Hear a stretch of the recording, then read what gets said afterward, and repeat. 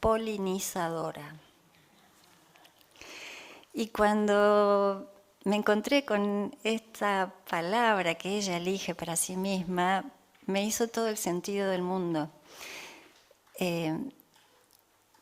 Conocí a Denise hace muchos años, pero la conocí más profundamente hace unos 20 años, cuando le propuse que fuera mi directora de tesis, Medicina Narrativa, Relaciones entre Pensamiento, Lenguaje y Práctica Profesional Médica.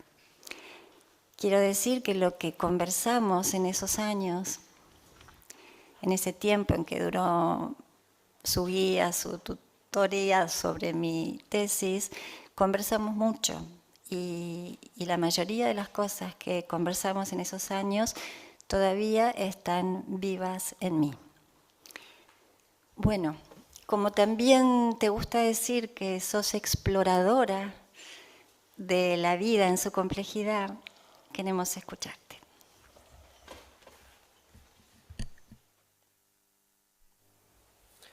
Hola, hola. Funciona. Los micrófonos funcionan. Vamos a ver si las ideas. Una cosa que quería aprovechar, digo, ¿por qué en el teatro nos piden que apagamos los celulares y en las conferencias no? Si no les molesta, sería encantador que apagaran los celulares, que este sea un momento sin polución de móviles. Me quedo pensando, me encantó, gracias por la presentación. Realmente para mí fue una oportunidad hacer esas conversaciones, más que yo no las llamo tutorías, con Silvia, porque la cuestión de la narrativa cobró mucho más importancia de la que tenía para mí, y la relación entre narrativa y medicina empezó a ser un foco de atención, que si no, no hubiera sido. Yo quisiera construir un paisaje. ¿Por qué estamos hablando hoy? ¿Por qué estamos hablando de acá?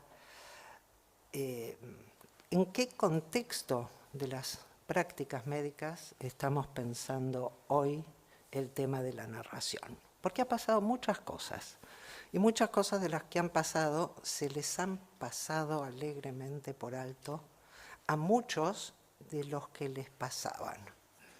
No me pidan que lo repita porque ni de casualidad, pero bueno, queda grabado, después si quieren reflexionar, no es una cosa menor. Quiero inspirarme, siempre los poetas nos traen cosas interesantes para inspirarnos, y yo suelo usar esta frase, esta cita de T.S. Eliot en un hermoso y larguísimo poema, pero yo se las voy a cortar porque si no, no llegamos al final. Y dice, ¿dónde está la sabiduría que hemos perdido con el conocimiento? ¿Dónde el conocimiento que hemos perdido con la información? Y yo, como soy una guaranga, voy a continuar el poema. Lo acorté, que era larguísimo, y ahora me mando con la mía. ¿Dónde está la conversación que hemos perdido con la chabotización? ¿Dónde está el cuidado que hemos perdido con la eficiencia? ¿Dónde está la atención que hemos perdido con la conexión? Eso es lo que yo llamo armar un paisaje. Toda conversación tiene un paisaje. No siempre te das cuenta, y cuando no te das cuenta, te lo implantaron. Yo quiero ir un poquito más allá. Lo digo abiertamente, si a alguno no le gusta el paisaje, puede dormir desde ahora en adelante, porque no voy a cambiar igual. Voy a plantear, tengo otro vicio, me gustan las C, la letra C me encanta. Yo creo que hay 3 cuestiones claves que quiero compartir con ustedes. La crisis de la confianza. 2, chateo mata conversación. 3, captura de la atención. Después van a aparecer más C y vamos viendo. Crisis de la confianza. Voy a hacer nada más que una perlita que a mí me parece significativa. Hay muchas cosas que podríamos decir, creo que todos lo estamos viviendo en todas las áreas. Pero una que me impactó y es de hace muy poquito y es relacionada con la medicina, el ministro de Estados Unidos de Salud, esta nueva versión de Kennedy cada vez más repugnante, dice que la revista Nature es ciencia basura y cancela todas las suscripciones pagadas por el Ministerio de Salud de los Estados Unidos a la revista Nature y muchas otras que muchos, aunque seamos muy críticos a la ciencia oficial, seguimos valorando como una actividad legítima, valorada, necesaria, que puede ser, y a mi gusto está buenísimo que sea cuestionada, pero que en ningún caso entra en el universo de las publicaciones basura.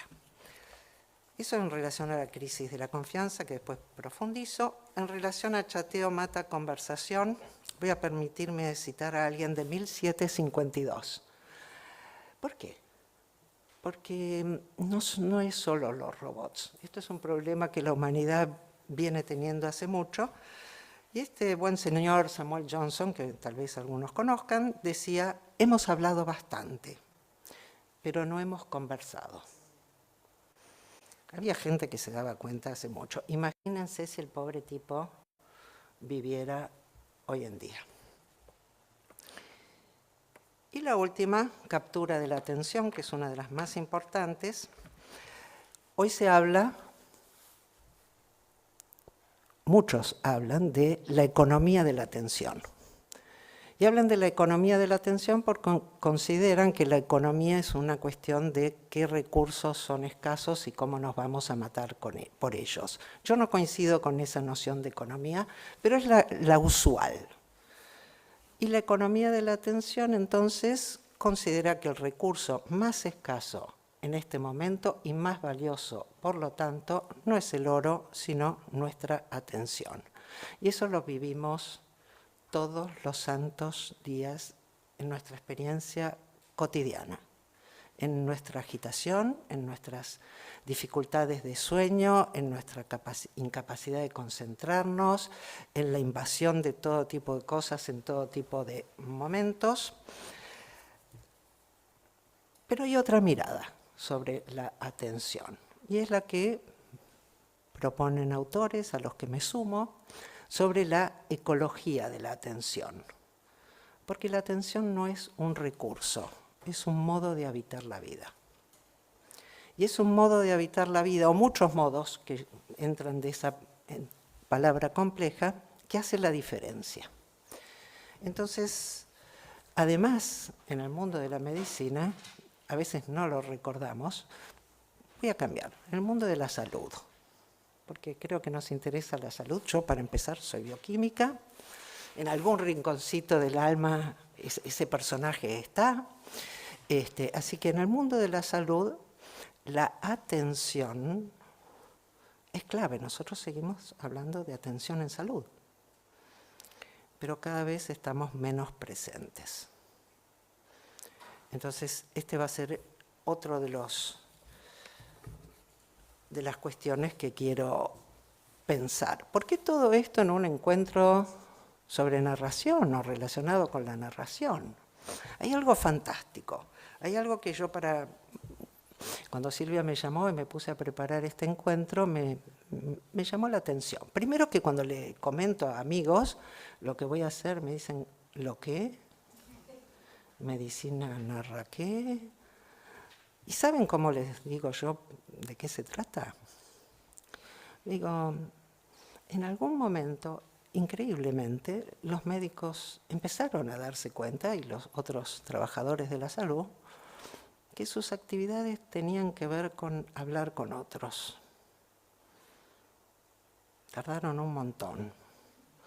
No es de extrañar, ¿no? Miro acá a una compañera que se ríe y digo, hasta el siglo XVII no encontraron el clítoris. La anatomía científica y lo vieron. Cada quien saca su conclusión, yo no estoy para eso. En general no saco conclusiones. Flaubert decía, hablando de narrativa, que la estupidez consiste en concluir. Yo lo que los propongo y los invito es a pensar. Es más difícil de lo que parece. Entonces, me interesaba mucho algo que está pasando. Por eso hice todo este prólogo, ¿no? Para vivir el paisaje que estamos viviendo, pero que de repente no nos damos cuenta. El otro día, también mientras pensaba cómo quería abordar esto, sale una noticia tamaño catástrofe, no solo en los diarios de Argentina, que yo en general no leo el diario, pero aparecen porque me interesan en mis redes. La inteligencia artificial diagnostica 4 veces mejor que los médicos. Salió en las portadas de casi todos los titulares del mundo. Entonces, quiero que veamos algunas versiones de los titulares para ver la importancia que tiene la narrativa. Voy a utilizar la narrativa para pensar la medicina. Y también los medios de comunicación. Volveremos a ello. La IA médica de Microsoft supera ampliamente a médicos humanos en diagnósticos complejos. Ese es un titular. La IA de Microsoft es mejor que los doctores en el diagnóstico de enfermedades. Cuando las inteligencias artificiales médicas empezaron a superar a los humanos en una proporción de 4:1. Estos son los más catastróficos para mí. The Guardian. El sistema de IA de Microsoft diagnosticará con una precisión 4 veces mayor que la de un médico humano. Acá hay un pequeño desliz interesante, y es el tiempo de verbo. Diagnosticará. Pero, ¿cuántos en la lectura hiperacelerada y diagonal notaron la diferencia? No lo sé. Microsoft afirma que la herramienta de diagnóstico por IA puede superar a los médicos. Ya tenemos 2 buenas nuevas. El que afirma es Microsoft. Y puede. Que sí, que no, que más o menos, veremos. Una nueva herramienta de IA diagnostica mejor que los médicos los problemas complicados, dice Microsoft. La mayoría no llegó a esa coma que viene después, dice Microsoft. Bueno, los miro, yo recuerdo que alguna vez en una de las eras geológicas de mi vida hice la formación en periodismo científico. Y la importancia del título y del orden en el título es fundamental. Las herramientas narrativas son herramientas de pensamiento, pero también son herramientas de manipulación. Vamos a profundizar, porque es divino lo que me pasó en el camino. Esto es solo por obsesiva. Infobae, 30 de junio. Microsoft dice que su inteligencia artificial supera a médicos en diagnósticos complejos. Infobae, 1 de julio. Nunca sé si hay 31, pero son 1 o 2 días. Inteligencia artificial de Microsoft es 4 veces más precisa que los médicos en diagnósticos. 2 días. El mismo. Ni saben lo que publican. Tal vez una inteligencia artificial decide lo que van a publicar. Eran autores distintos. Así estamos. Así estamos. Entonces quiero pensar narrativamente estas cuestiones. La mayoría de los que escriben esto no leyeron el artículo original ni de casualidad. Leyeron la información que Microsoft publicó y en general la mayoría no leyó nada de lo que Microsoft publicó, sino lo que otros publicaron o lo que le resumió alguna inteligencia artificial sobre lo que los otros publicaron. Pero el caso es que el sistema de Microsoft utilizó 304 casos clínicos, 304. Vamos a ver. Como esta gente valora la precisión, vamos a ir por ahí. 304 casos clínicos complejos publicados por el New England Journal of Medicine, uno de los referentes de la medicina científica. Es decir, ¿puedo ser grosera? Yo soy grosera, ¿por qué le pido permiso? Ni en pedo vieron a un paciente.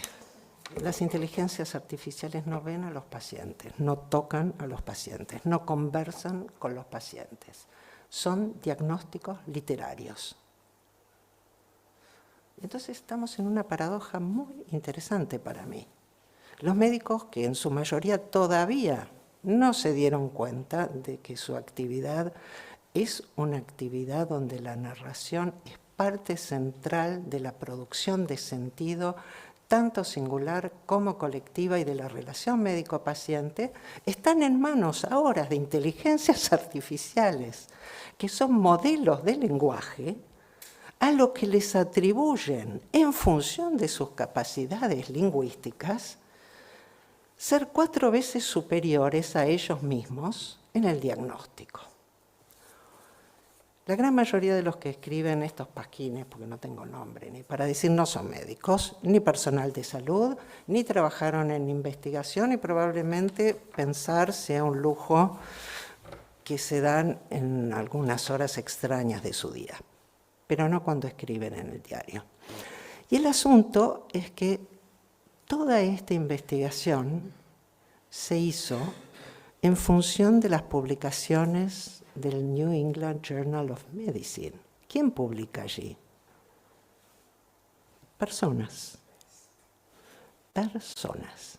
Es decir, todo el trabajo de auscultar a los pacientes, de conversar con ellos, de tocarlos, de aguantarlos porque somos insoportables también, de separar en la complejidad lo que tiene sentido contar y lo que no, lo que puede ser contado y cómo tiene que ser contado, lo hicieron los que publicaron los artículos, no la IA. Sin ellos, la IA no puede hacer absolutamente nada.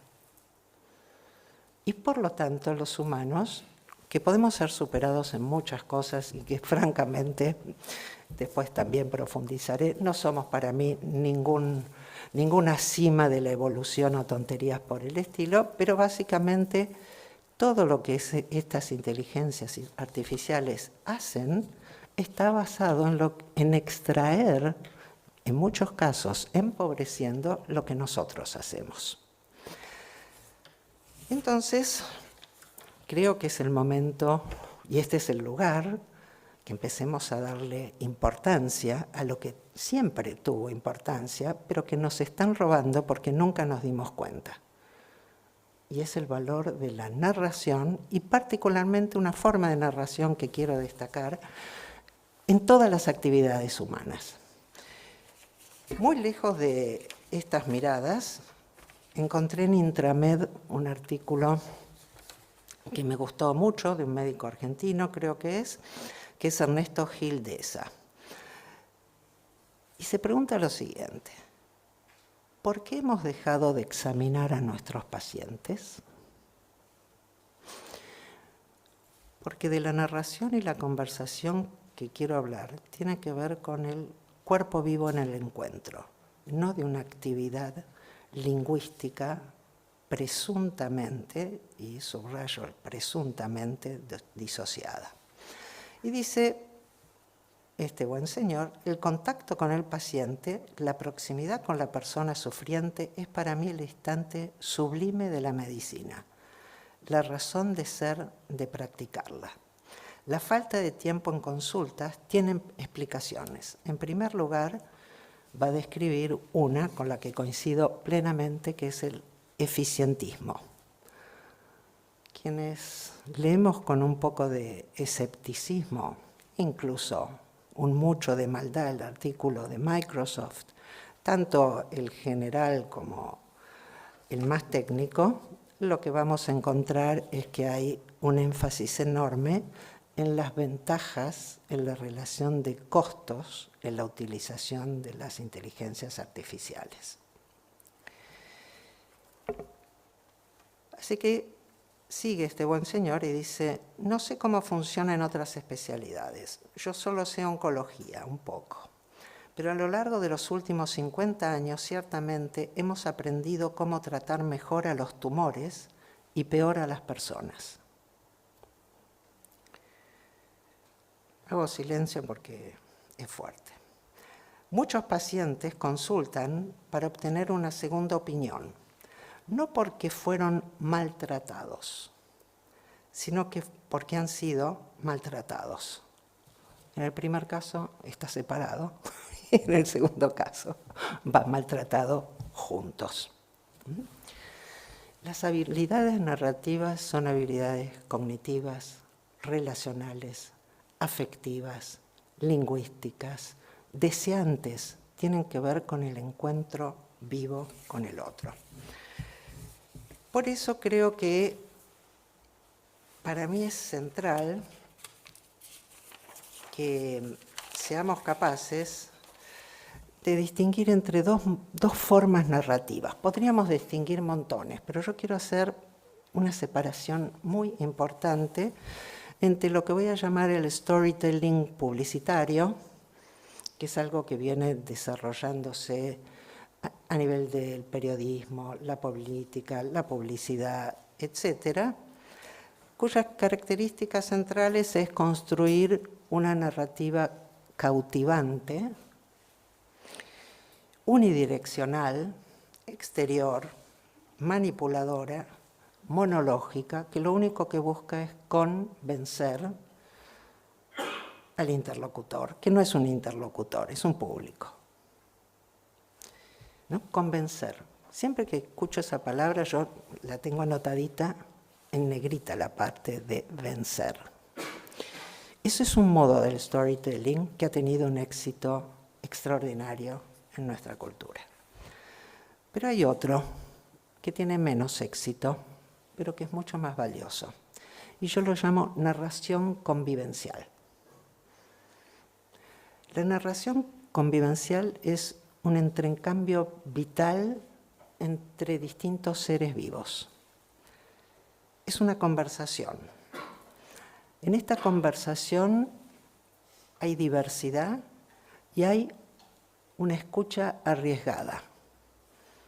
No es un mero hablar, es un hablar cuidadoso y una escucha que se atreve a escuchar lo que nunca antes había podido pensar, había sabido pensar o había querido pensar. Pero el énfasis de la narración convivencial está en el hecho de pensar juntos. Y aquí quiero hacer un mini viaje, no sé cómo estoy, bien, un mini viaje porque la palabra conversación quería decir convivencia.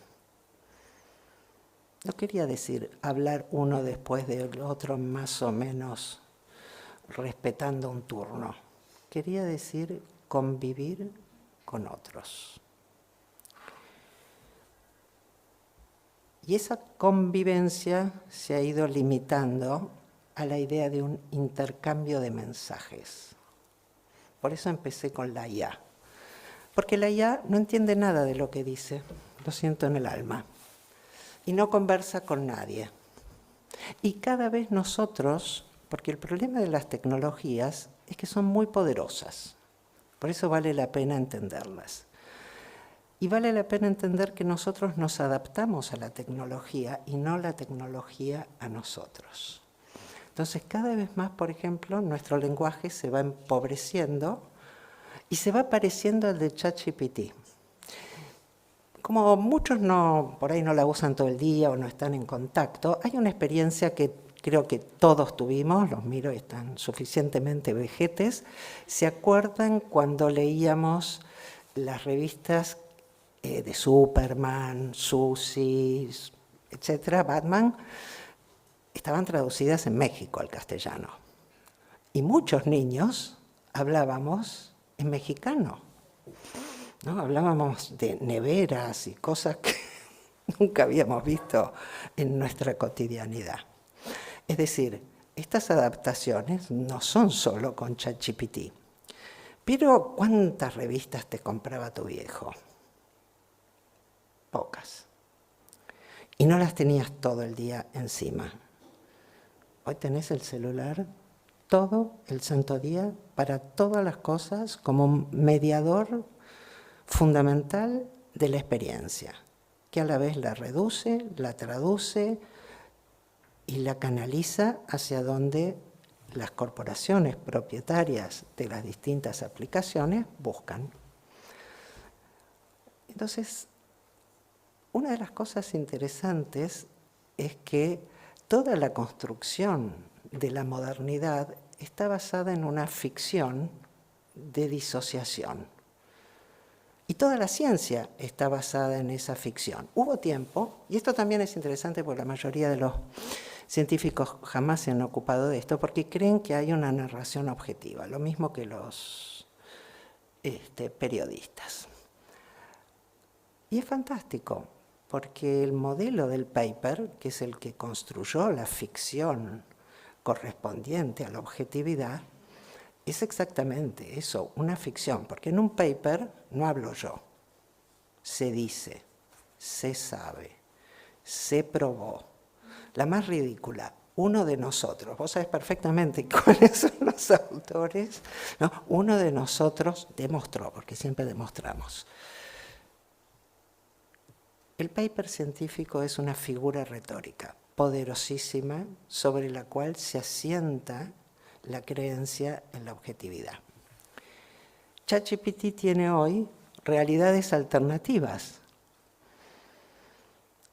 con lo cual no es que yo voy a lamentarme por pobre Nature que está siendo atacada, pero si tengo que elegir entre las ficciones de Nature y las ficciones de Kennedy, voy a elegir las de Nature. Pero si tengo que elegir lo que yo deseo, y esto no es un supermercado y no estoy obligada a comprar, voy a promover una construcción de una ciencia capaz de conversar con la vida y de hacerse responsable de lo que promueve y de lo que sostiene. Entonces, creo que es interesante, para seguir una gotita más, les voy a decir lo que dice quien dirige el área de Microsoft que hizo la investigación. También titulares catástrofe en todos los diarios. Dice, los modelos de IA se están volviendo no solo un poco mejores, sino dramáticamente mejores que los humanos. Más rápidos, más baratos y 4 veces más precisos. La rapidez y la precisión son 2 valores que la modernidad llevó hasta la náusea. Y me sorprende porque es no solo muy tecnofílico, sino que dueño de una empresa, además de ser médico, que es Topol, pero se toma el trabajo de decir que la precisión en sí misma no es una virtud. Si uno se equivoca siempre de la misma manera, se va a equivocar muy precisamente, ¿no? Y si hablamos de la exactitud, que es el otro valor que estos textos destacan, siempre hago la misma pregunta. ¿Qué es más exacto? ¿Un reloj que atrasa 10 segundos o uno que da la hora exacta porque está parado? Un reloj que está parado da la hora exacta 2 veces al día.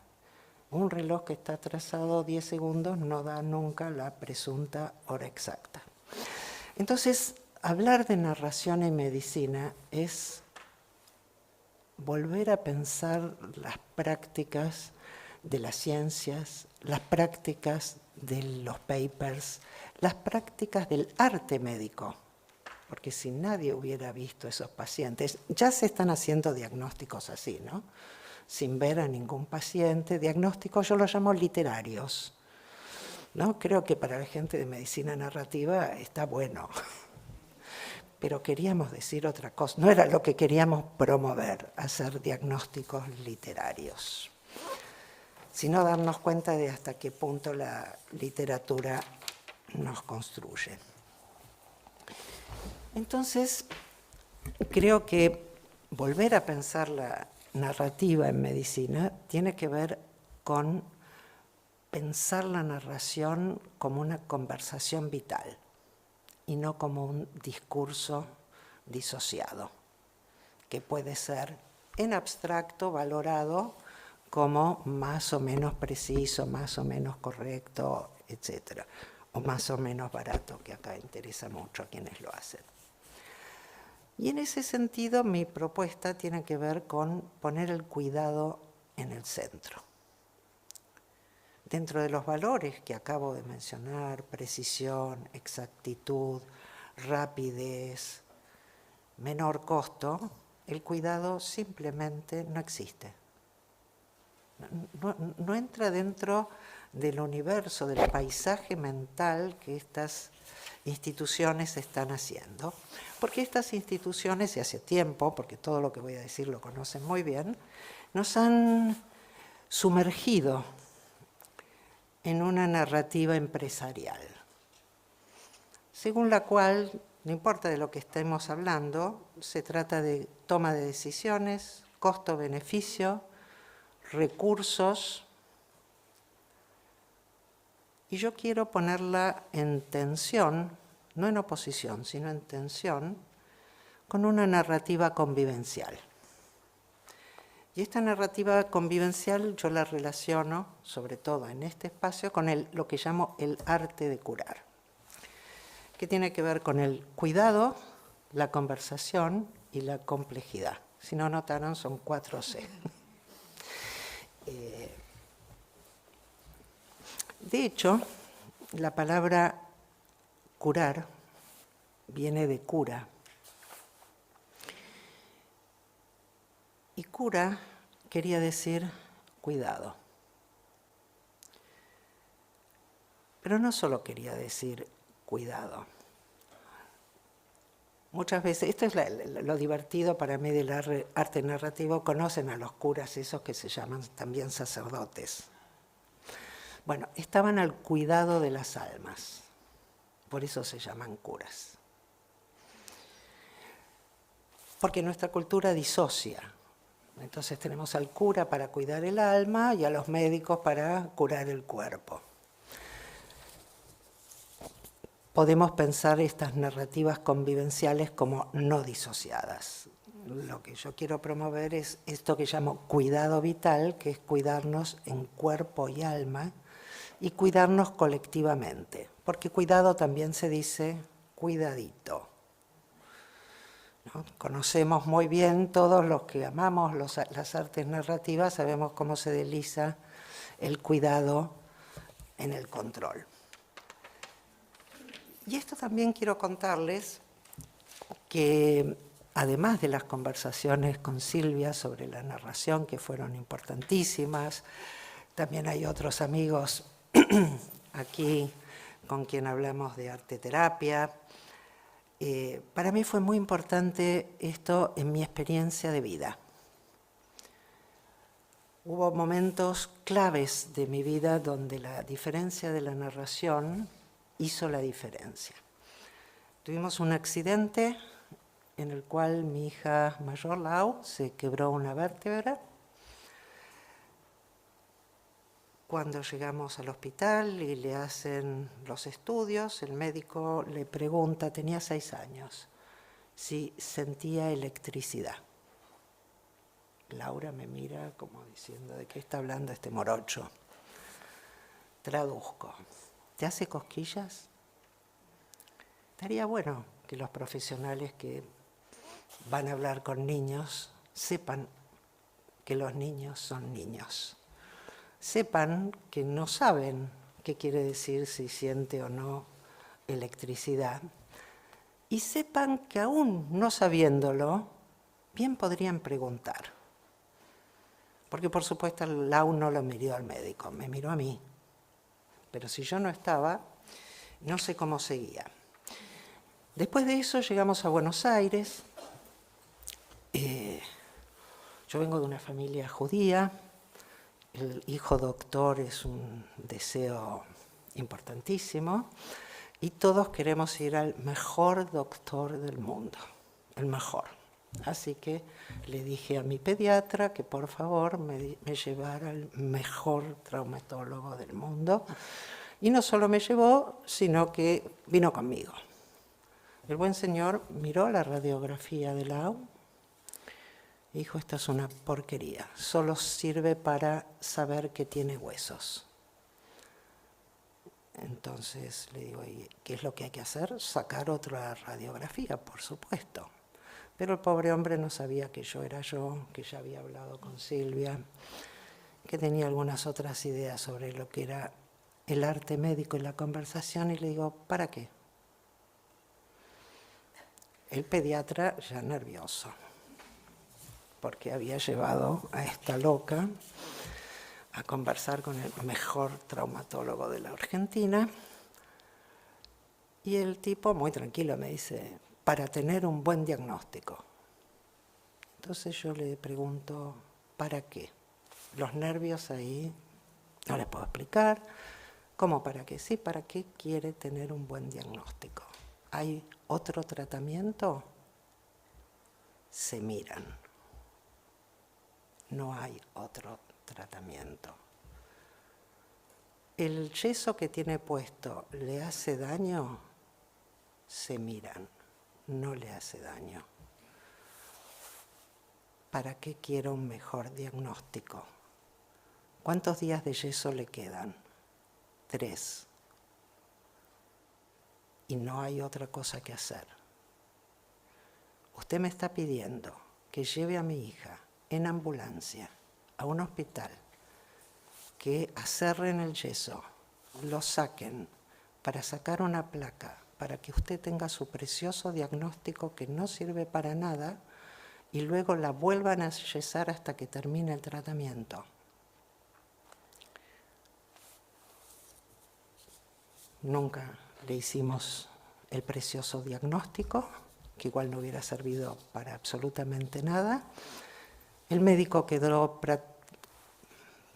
petrificado, pero estoy segura que el siguiente paciente le hubiera dicho exactamente lo mismo. Porque estas prácticas están profundamente incorporadas en el mundo médico. Por eso para mí es muy importante lo que ninguno de los periódicos que leí dice, y es que los artículos del New England Journal of Medicine lo hicieron médicos. Y lo hicieron médicos desde alguna mirada, con algunos saberes, tocando o no tocando a sus pacientes. Cuando hoy planteo, junto con muchos otros, que lo que tenemos que hacer es recuperar la conversación, ¿no? Porque la narrativa que a mí me interesa es la narrativa que surge del encuentro vivo y que hace lugar a todos los que participan en ese encuentro. Y a todos los que participan en ese encuentro en el sentido de conversación entendida como convivencia, ¿no? Sherry Turkle es para mí una de las estudiosas más valiosas de nuestra vida mediadas por pantallas. Y uno de sus últimos libros, ¿ya estoy? Perfecto. Uno de sus últimos libros, en inglés el título es Reclaiming Conversation. Y es que tenemos que reclamar, no es la mejor traducción, pero no se me ocurre bien cómo decirlo en castellano. Tenemos que volver a valorar y a darle lugar a la conversación. En castellano se la tradujeron en defensa de la conversación. Pero no es solo que tenemos que defenderla, tenemos que recrearla, tenemos que darle lugar, tenemos que aprender. Porque una de las cosas que está ocurriendo es que otro de los puntos míos era chabotización mata conversación. No sé qué les ha pasado a ustedes, pero los malos entendidos en el chat, la pobreza de lo que aparece en el chat. Pero nosotros no nos criamos con chat. Nuestros hijos o nuestros nietos sí se criaron así. Y muchos niños han perdido buena parte de la habilidad de conversar con otro, porque la conversación viva no puede editarse, porque la conversación viva es afectivamente conmovedora en todos los sentidos, por supuesto, tanto de entusiasmo, alegría, comunidad, como de que te hagan bullying, te rompan en 3 pedazos, etc. Entonces, mejor lo editamos y están todos juntitos, y ahora no solo los jovencitos, y chatean entre sí. Entonces, el último ejemplo también tiene que ver con un profesor de la universidad en carrera de ciencias humanas, muy preocupado, porque no le pasa solo a él, sino a muchos colegas con los que ha conversado, que llegan a universidades de elite en Estados Unidos, que los ingresos son muy difíciles, Stanford, Yale, Harvard, etc. Y los chicos llegan sin haber leído nunca un libro desde la tapa hasta el final. Nunca. Y esta es una pérdida narrativa también. Y las pérdidas narrativas son pérdidas de conocimiento, de pensar. Por eso quiero recordar también que cuidar viene de otro verbo precioso, que es cogitare. Se hizo famoso por Descartes, ¿no? Ese pienso, luego existo, es cogito ergo sum. Era cuidar y era pensar. Porque cuidar implica estar plenamente presente en un encuentro sorprendente con un otro. Allí es donde el pensamiento puede florecer, puede crecer, puede producir. En la medida en que nosotros vayamos aceptando que todas las mediadores de nuestra vida estén cautivos no por la tecnología, sino por las corporaciones propietarias de las tecnologías. Uno de los mejores textos que recomiendo mucho leer es el Atlas de la Inteligencia Artificial de Kate Crawford, donde dice muy claramente la inteligencia artificial no es inteligente y no es artificial. El doctor, uno de los textos que más me impactó de los titulares, decía, el doctor ChatGPT ya lo atiende, ¿no? Si nosotros permitimos que el doctor ChatGPT te atienda,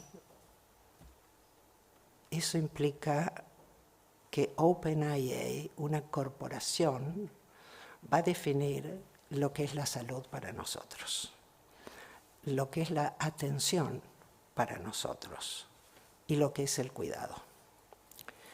Por eso creo que es un momento, este paisaje es para mí también una invitación a ser lo más activos que podamos en nuestra vida para recuperar la conversación y el cuidado, porque si no, ya están las corporaciones vendiendo esos recursos adaptados a su lecho de Procusto.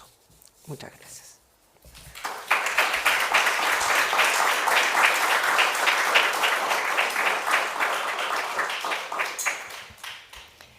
Bueno, están abiertas las preguntas, los comentarios, las resonancias.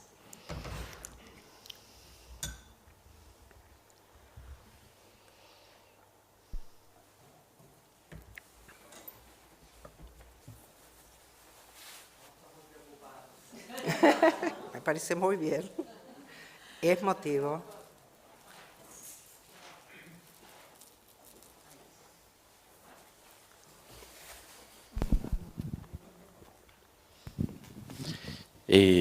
Bueno, qué bueno escucharte, Denise. Hace mucho que no nos veíamos y, como te decía, escucharte es mover las estanterías, ¿no? Para mí es una buena perturbación, ¿no? Como si estoy como en algún lugar, escucharte a vos es que me incomodás y te agradezco por eso.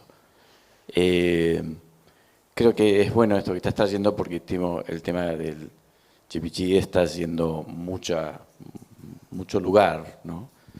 Y me parece que esto de empezar a tratar de ver de qué estamos hablando cuando hablamos de esto, porque rápidamente compramos, como decías, la tecnología es fascinante, es poderosa, es muy rica, pero por dónde va la tecnología, ¿no? Que creo que es lo que más vas planteándonos.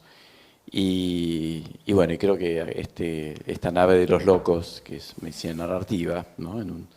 En un contexto que es complejo, es difícil, me parece que, bueno, que nos da posibilidad de darle más consistencia a esto, lo que estamos llamando narración, conversación, en el sentido que lo estás planteando. Así que te agradezco este movimiento de estantería que estás promoviendo en esta charla. Muchas gracias. Mira, hay un punto que para mí es clave, y es que si esto se hubiera llamado algo de inteligencia artificial, estaría lleno.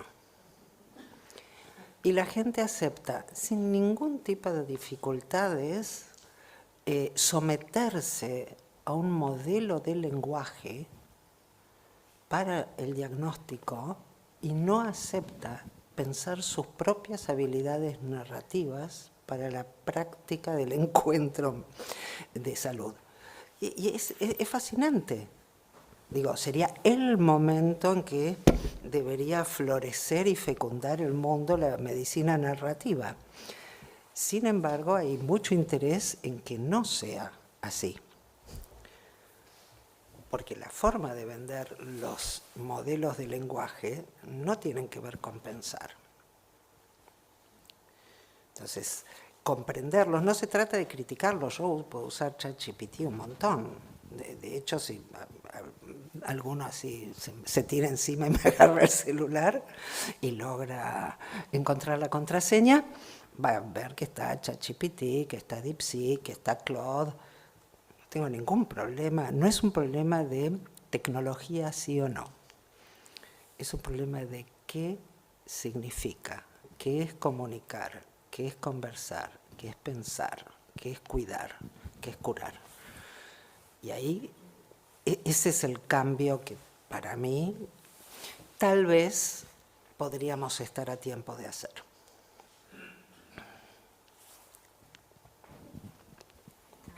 Sí. Un comentario. Yo me llamo Carlos, tengo la letra C también, por eso me animé a hablar. Bien. En realidad, cuando uno mira esto desde el ángulo médico, lo primero es que no me parece a mí, por lo menos, y por lo menos es lo que trato de aplicar, un antagonismo entre la inteligencia artificial y la medicina narrativa. No existe tal antagonismo de ningún punto de vista. En el relato que se hace sobre los temas de diagnóstico, que comentaba recién Denise, es un tema apasionante para la medicina práctica. Hace poco tiempo salió un artículo que decía la muerte del estetoscopio. El estetoscopio es una herramienta simbólica para el médico. Yo incluso muchas veces cuando voy a clínicas me cuelgo un estetoscopio para que me dejen pasar a la terapia y todo, porque ya vengo con estetoscopio, tengo esa identidad médica. ¿Por qué la muerte del estetoscopio? Porque realmente cuando yo me formé nosotros ocultábamos y si el soplo tenía tal duración y estaba antes del primer ruido, el cuarto ruido, el tercer ruido, un rolido, toda determinada, nosotros deducíamos que ese era un problema valvular, etcétera, etcétera. Pero después apareció el ecocardiograma y todo eso que nosotros deducíamos era muy poco preciso, verdaderamente. Entonces hoy en día la formación es soplo-eco. Eco, punto. Y el eco me dice, tiene tal cosa, exacto, con total exactitud. De tal manera que el examen físico se fue empobreciendo muchísimo, pero no solo se fue empobreciendo porque los médicos no estamos entrenados, sino porque no necesitamos estar entrenados para ese tipo de examen físico. Todas las maniobras del hospital de clínica, la maniobra de todos los franceses que tocaban el hígado, desaparecieron de los libros, pues ya no se usan más. ¿Por qué? Porque los métodos diagnósticos nos ayudan. Cuando yo leo el mismo artículo que comentaba Denise, lo leo distinto, lo leo desde el punto de vista médico. ¿En qué sentido digo? La vez pasada discutíamos con Beatriz, ¿no? Yo tengo pacientes complejos. Los casos de New England son los casos de Ateneo. Entonces presenta casos de Ateneo, son casos justamente que se eligen por su complejidad. Y los casos se presentan de tal manera que hay un resumen de la historia y después hay un profesor muy calificado que interpreta los datos. Él tampoco vio al paciente. Él interpreta los datos de la historia. Y propone un diagnóstico y después se llega al diagnóstico verdadero, a veces la pega, a veces no la pega, justamente porque son casos muy difíciles. Ahora, cuando yo tengo un paciente, y estoy frente a un paciente con un caso difícil, y le tiro los datos a la inteligencia artificial, y me pone un diagnóstico mejor del que yo descubrí, le puedo salvar la vida. No es un tema menor, esto que estamos hablando, es un tema muy pesado. Entonces decíamos con Beatriz, ¿es responsable un médico de no haber utilizado la inteligencia artificial y haberse equivocado en el diagnóstico y el paciente le fuera mal? No es un tema menor. Entonces yo diría que no comparto totalmente el enfoque tal cual se plantea, en el sentido que la recolección de datos de los casos la puede hacer obviamente un profesional con todas estas limitaciones, la ecografía, pero esa recolección nosotros ya la hacemos. Después consultamos a la inteligencia si es que queremos, ¿no es cierto? Y si la inteligencia artificial nos da un diagnóstico más rico, hace poquito tuvimos un caso en el Ateneo, una complejidad terrible, y después de 2 meses de darle vuelta apareció un diagnóstico que a nadie se le había ocurrido, y uno diría, yo le pongo a la inteligencia artificial y ya me hubiera dado uno de esos posibles diagnósticos el primer día que a nadie se le hubiera ocurrido. Y ojo que está el sufrimiento y la muerte de los pacientes en el medio. Entonces ya no es un tema menor. Después, por supuesto, respeto totalmente el tema de las corporaciones. Ahora, si la inteligencia artificial va a articular con la medicina y las corporaciones médicas, vamos a tratar de utilizar eso sanamente, puede ser un buen matrimonio también. También con la medicina narrativa en otros planos, pero no me quiero extender, ¿no? Pero es un poco ese comentario. Me alegra mucho que, para empezar, que te llames Carlos, porque vos destacaste algo que yo no me había dado cuenta, y es que Carlos también empieza con C, y mi marido se llama Carlos. Debe ser, esto ya es muy lacaniano para mi gusto, dejo de derrapar por ese lado, tendré que verlo en algún diván. Yo soy como un poco obsesiva con las palabras. Yo dije paradoja, no dije antagonismo. Y me voy a permitir profundizar bastante en esto. Yo no tengo absolutamente nada contra ningún tipo de herramienta, ya sea la inteligencia artificial, el martillo, la internet o el estetoscopio. Las herramientas son todas herramientas. Ninguna herramienta funciona sola, ¿no? Yo, generalmente, a partir de las computadoras hice una división entre hardware y software. Y todo el mundo se olvidó del humanware. Ninguna herramienta que usemos nosotros no nos incluye a nosotros en su utilización. Entonces, cualquier crítica a la herramienta me resulta ridícula. En general, no soy adepta a la crítica. Lo que me interesa es qué puede, qué permite, qué facilita, qué dificulta, qué hace existir, qué construye, con quién compone, qué vínculos genera. Tengo una lista como de 25, puedo compartirla y puedo pedirle, me encantaría que la gente en medicina narrativa, ya lo vengo haciendo con grupos de pensamiento que coordino, que van enriqueciendo y va creciendo y creciendo esta lista de preguntas que pueden transformar nuestra vida. Entonces, la paradoja para mí en relación a la narración es que justamente todo el mundo está dispuesto a rendirse de brazos abiertos, sin cuestionarse nada, a los largos modelos de lenguaje, mientras que toda esa misma gente le resulta algo verdaderamente chino, estrafalario, sorprendente que se hable de medicina narrativa. Esa es una paradoja. La otra, voy a comentar, yo siempre anoto, hay una charla que me pareció particularmente interesante, acá está. Es una charla, está en internet, de Greg Corrado, que es uno de los fundadores de Google Brain, pero además es médico también. Y es muy interesante, por lo inteligente y un poquito por lo perverso también. Pero lo perverso, Moriarty, no sé si lo tienen, es bien interesante. Miren cómo se llama su charla. ¿En qué modo pueden los médicos ayudar a la IA a revolucionar la medicina? Si estás un poquito distraída, el 99,9 hoy está distraído, toma este título como algo... Les voy a proponer otro. ¿En qué modo puede la IA ayudar a los médicos a revolucionar la medicina? No es una cuestión de antagonismo, es una cuestión de prioridad. Yo no quiero que la IA, léase las corporaciones, revolucionen la medicina. Quiero que los seres humanos, particularmente, pero no exclusivamente, los miembros del equipo de salud, en todo caso, revolucionemos la medicina. Hay un libro que a mí me impacta mucho y tiene mucho que ver con todo lo que compartí acá, que es un libro de Ian McGilchrist, que se llama El maestro y el emisario. Y él toma este título de un texto atribuido por lo menos a Einstein,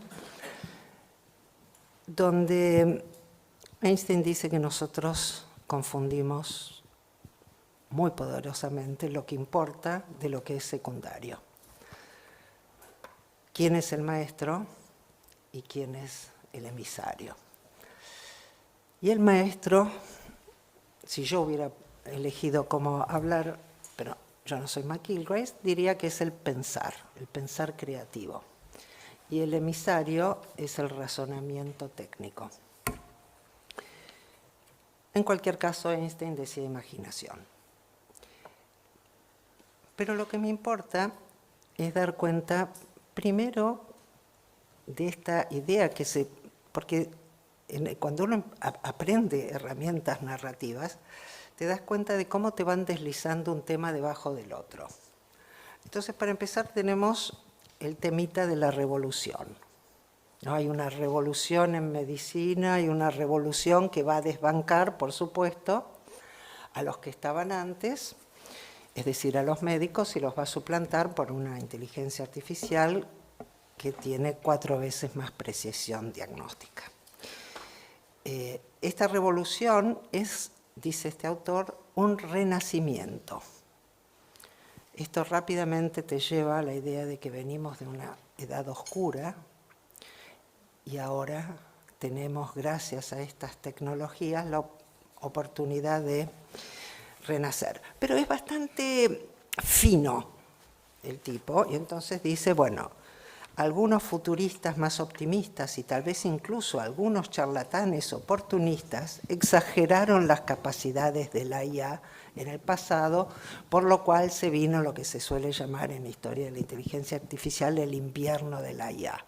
Pero nos avisa que estamos de vuelta en primavera, y como él ya criticó a los que son futuristas, optimistas y chantas, está claro que él no estaría en ese grupo y que él viene posta a invitarnos a una batalla.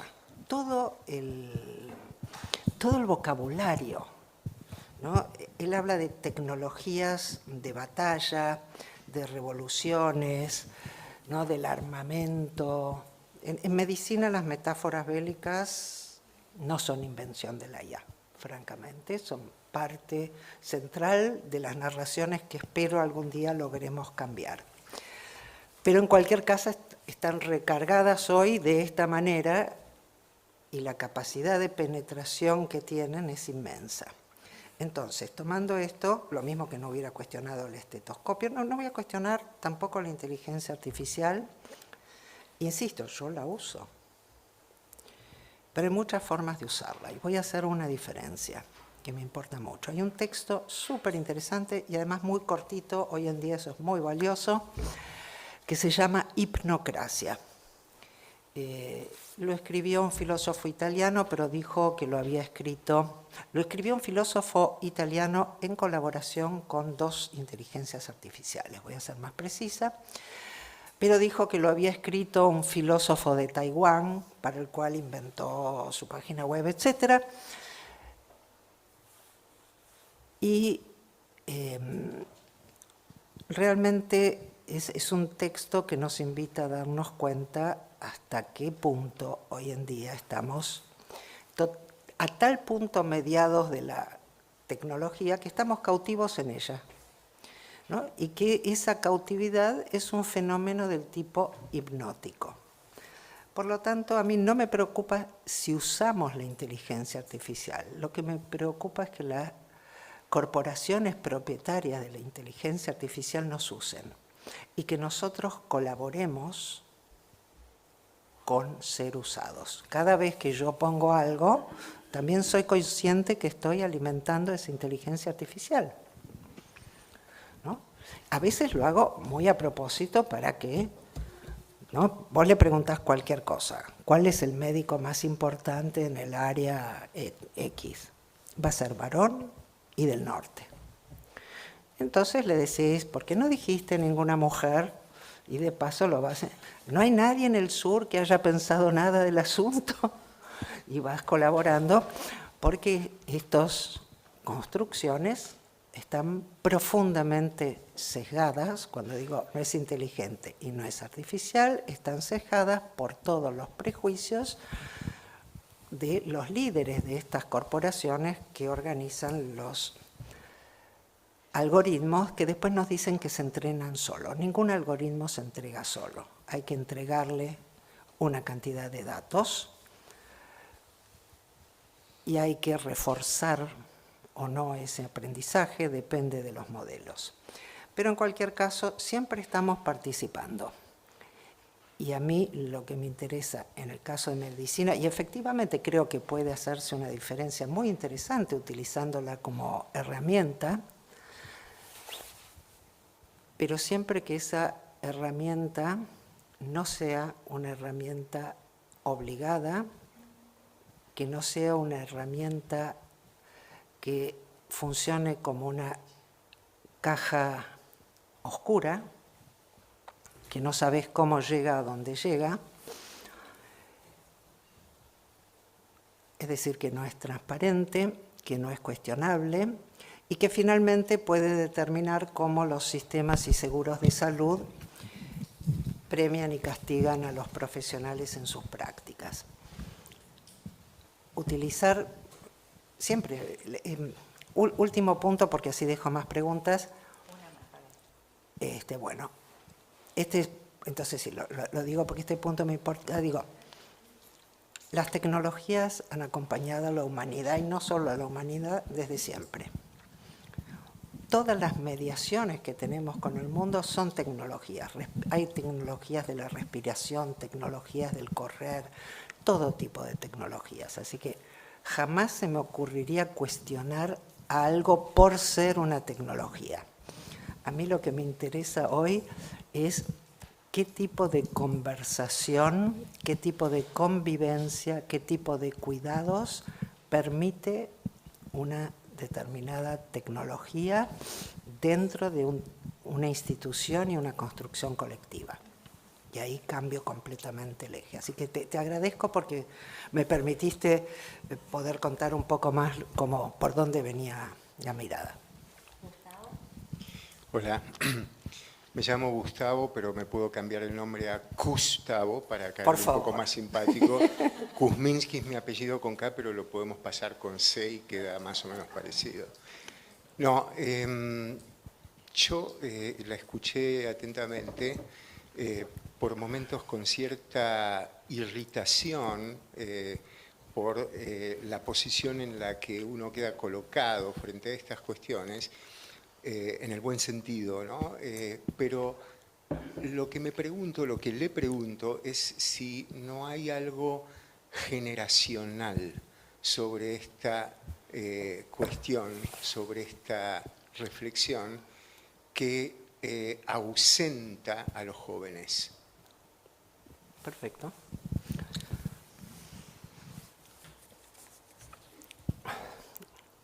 La K de Kuzminski no sé cómo se escribiría en ruso. Y no sé cómo se habrá traducido, así que me permito una buena empatía debido a ella. A un tío lo inscribieron con C. Me imagino. Y a todos los demás me con imagino. K. Es parte de nuestras habilidades narrativas reconocer esas cosas. Digo,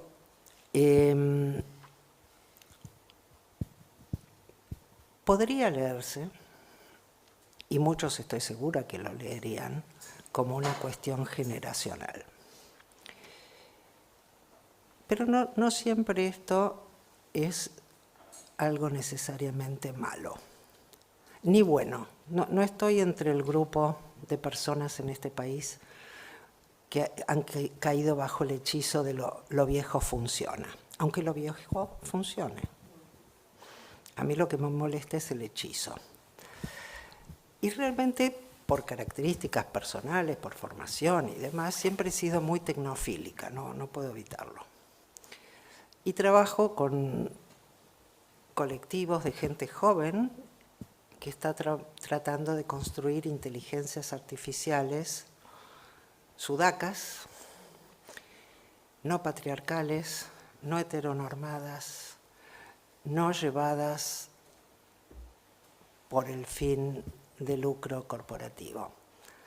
Y en este sentido hay una cosa injusta, y creo que fue injusta yo en mi presentación, lo dije casi siempre en singular, no hay una inteligencia artificial, hay muchas inteligencias artificiales, hay muchas formas de modelos del lenguaje.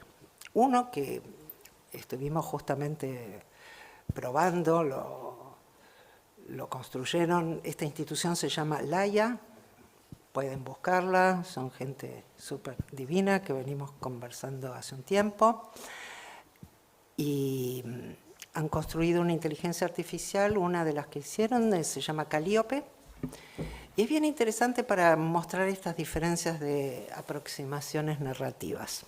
De hecho, hay un videíto mío que está circulando por ahí, donde digo qué diferencias hay entre Calíope y otras inteligencias artificiales después de un taller.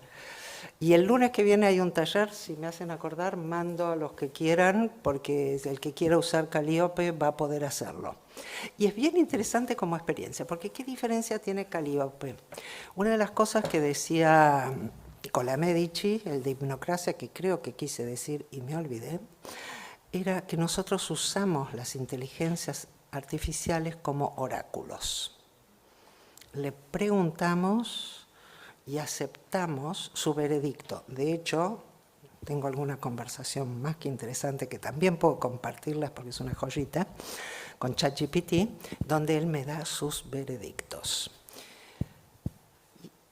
Y en general lo que se promueve es este tipo de relación. Con Calíope se promueve otra cosa. Calíope es una inteligencia artificial que diseñaron los amigos de Laia, que te hace preguntas, no te dice respuestas. Y no te hace preguntas cuando le da la gana a ella, te hace preguntas cuando vos le pedís.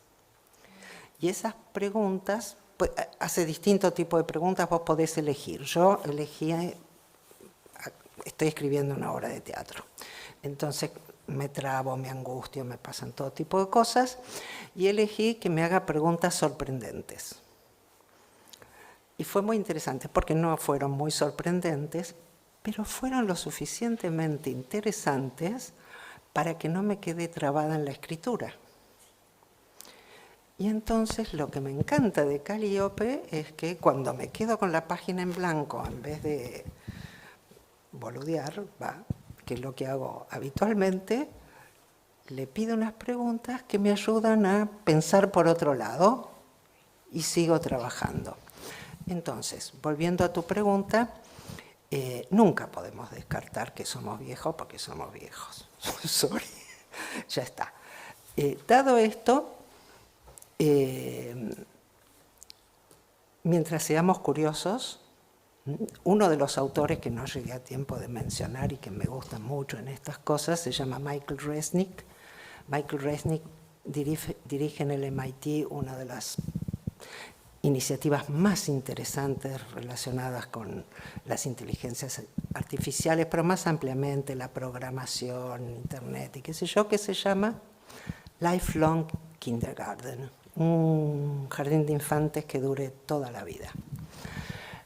Y tomando a Michael Resnick justamente esta idea que yo hablo de construir una conversación donde el cuidado vital sea lo prioritario, él hace exactamente lo mismo en los trabajos que tienen que ver con informática, con los niños, donde promueve la creatividad, la colaboración, el cuidado. Son 4C, las de él me olvidé una, yo en general me acuerdo más mi C que las de los demás, pero son 4C también. Lo encuentran por todos lados a Michael Resnick o me lo piden, porque todo lo que menciono es parte de este universo que compartimos. Estamos en la hora. Quiero, ya que tengo que terminar, les voy a leer dos cositas que no son mías, pero que ayudan. Y que creo que es importante esto, insisto, no se trata de sí o no de inteligencias artificiales. Primero, porque no tenemos ninguna potencia para decidirlos. Todos los artefactos que están mediando nuestra experiencia cotidiana están basados en inteligencias artificiales en el 90%. Lo que tenemos que hacer es comprenderlas, transformarlas, cambiar nuestra relación con ellas, con nuestros colectivos. Y entonces dice así: sobre la atención, y esta es de Ian McGilchrist, el tipo de atención que prestamos al mundo cambia el mundo al que le prestamos atención. Y la que sigue es de Simone Weil. La atención es la más rara y pura forma de generosidad. Espero que construyamos narraciones atentas. Gracias.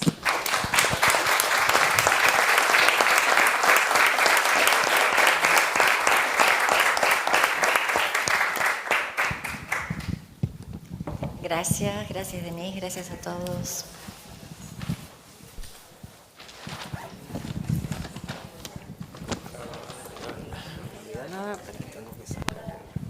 Ahora vamos a tener otra ronda de talleres, los de la tarde, así que atentos a dónde se inscribieron o todavía hay tiempo de elegir. Nos vemos.